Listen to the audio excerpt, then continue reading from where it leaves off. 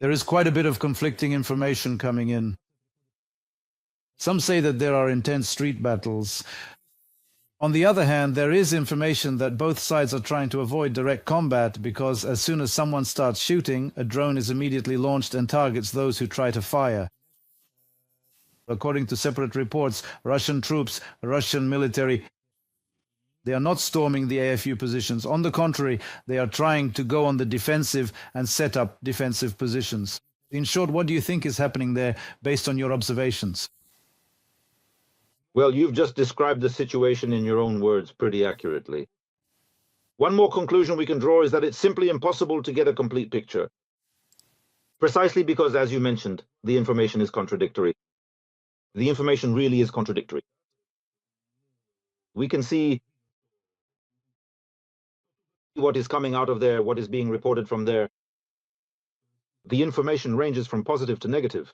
On the one hand, they raised our flag on the administrative building in the city center.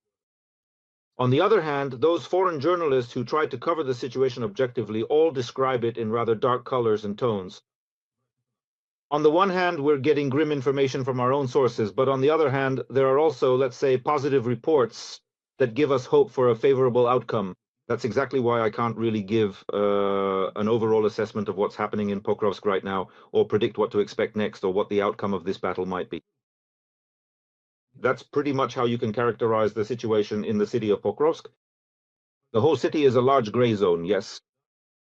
There are positions held by our forces, and there are positions held by the enemy.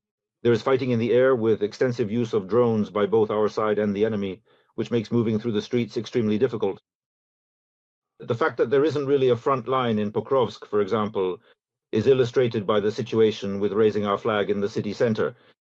After all, they made their way through the entire city, right? They managed to get in, clear the building, and raise the flag on the highway. The positions are scattered. Today they're not ours, tomorrow they're not the enemy's, and vice versa. That's why it's impossible to state that 90% or 60% or 80% of the area is under enemy control. See, they color the territory red. Today it's marked red, but tomorrow it's gray again. And not even tomorrow. Sometimes within an hour it turns gray again. That's why there's this kind of chaos, a real mess that seems to be growing and spreading, making everything more confusing and difficult to understand. This ongoing disorder makes it very hard for us to say that the situation is taking on any clear or definite shape because things remain so uncertain and unpredictable. If you look at the map, it is the north of the city. That is where the main logistics routes run, well, at least the highways and so on. Shakvorodinskaya.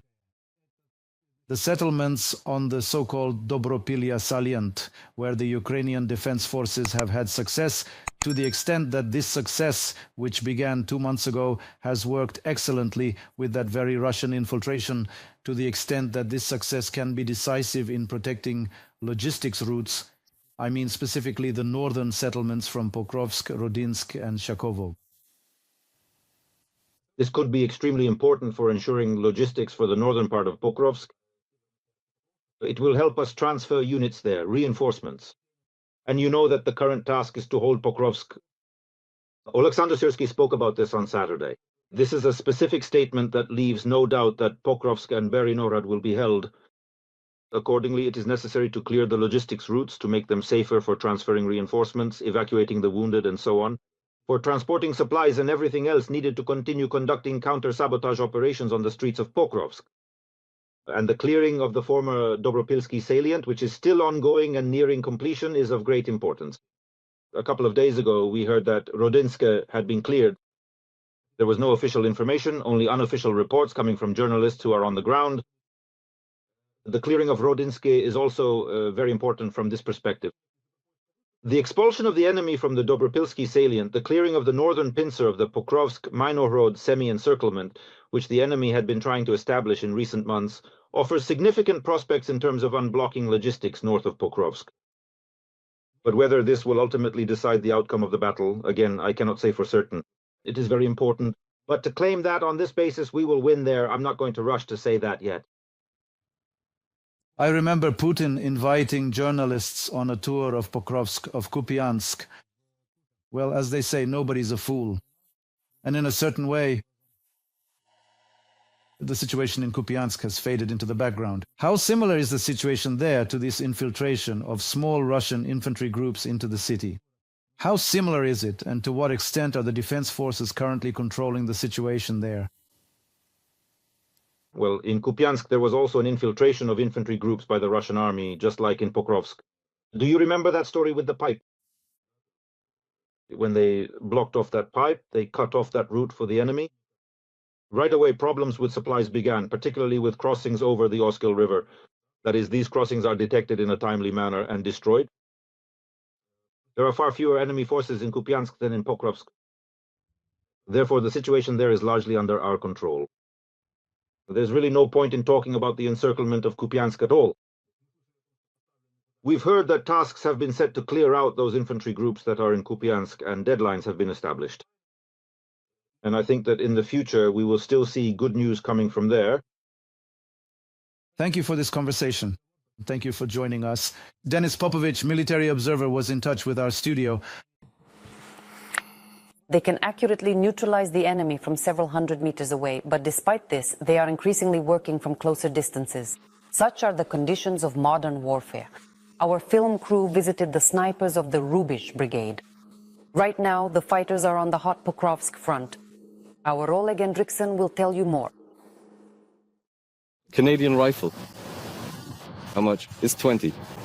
A serviceman of the Rubish Brigade with the call sign Rex shows his own sniper rifle. He says it also has a nickname. Brothers usually name their rifles after their beloved.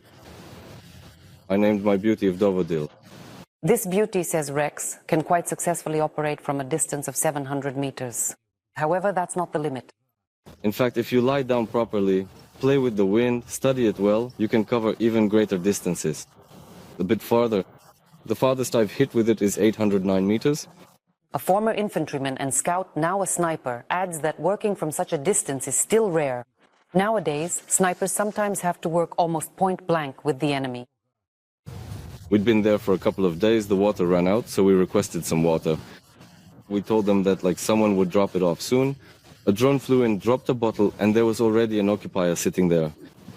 And he was holding the bottle under his arm. Like, hey man, give me some water.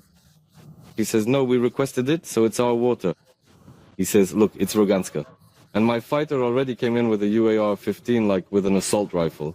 He says, I'm going to knock your teeth out. The other guy says, no need. Well, he took the bottle. The hardest thing now is to get into and out of the position, says the soldier. That's just the reality now on the hot Pokrovsk front. The distances to the enemy are very short. Logistics takes a very long time. That is, sometimes you walk 6 kilometers, and sometimes you have to cover almost 40 kilometers. You take both a sniper rifle and an assault rifle, and someone else, for example, brings a shotgun. Like a shotgun, so that in case of need you can use a pump action to destroy drones. The soldier with the call sign Dobropillia understood how snipers work even before he picked up a rifle himself. I have a sniper wound, which is a very serious and severe injury that I sustained back in the year 2019. Then came recovery and a return to duty, this time with a different weapon in hand. Dobropillia says that the daily life of a soldier is far from the movie cliches about snipers. And what's shown in the movies is complete nonsense. And it's definitely different from the work that used to be routine just a few years ago. Often you have to work at close range.